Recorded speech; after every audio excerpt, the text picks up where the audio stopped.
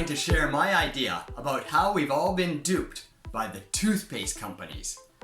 They are taking advantage of our fear and desire to be healthy.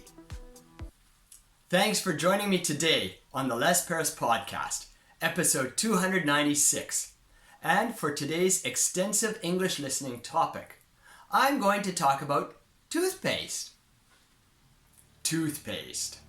This is probably one of those uncommon little items that pop up in your daily life that you don't give any attention to, but actually have some really strange quirks about them.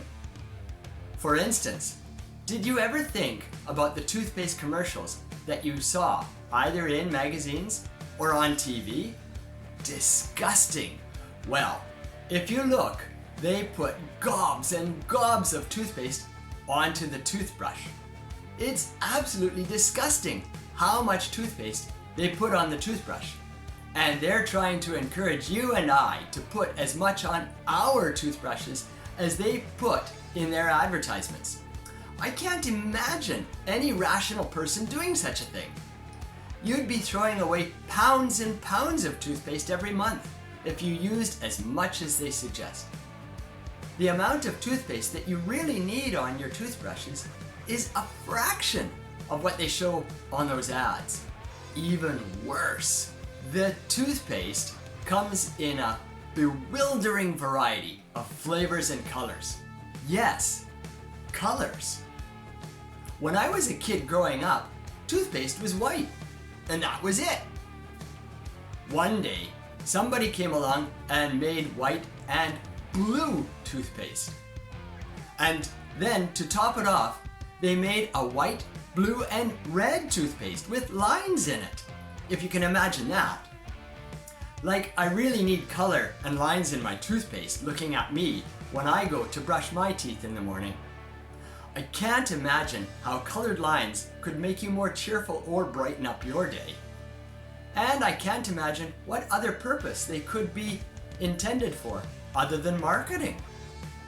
They are trying to convince us that there's more goodies in those toothpastes that will make our teeth bright and white and stronger.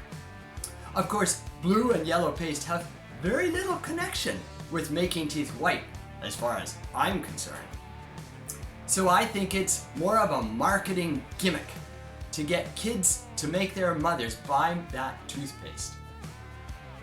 Make it yourself. In fact, it's almost enough to make me want to go out and make my own toothpaste. I'm sure that if you had to do it yourself, you could make toothpaste for a fraction of the cost.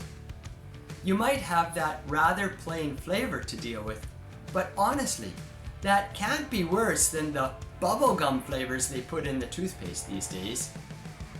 Or those minty toothpastes that make you feel sick.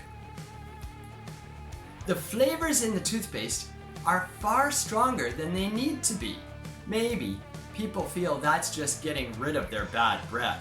But really, they're going to wash all the toothpaste out and spit it down the sink.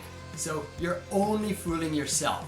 A homemade toothpaste is far more likely to get our teeth in good shape for a fraction of the cost of commercial toothpaste. Do-it-yourself toothpastes have been around for thousands of years. After all, the Romans didn't have toothpaste companies making toothpaste. They made their own. So there's lots of ways to make the homemade toothpaste. The question is, why don't more people do it? I think we've all been tricked by the companies into paying a lot of money for toothpaste. It might even save the environment if we had to go out and make our own toothpaste. You see, we'd use less of the things that we were spitting down the sink every day. Would you consider making your own homemade toothpaste? Be sure to click the subscribe button if you want more extensive English listening practice now. My channel is a great way to do extensive English listening practice easily. Thanks for listening.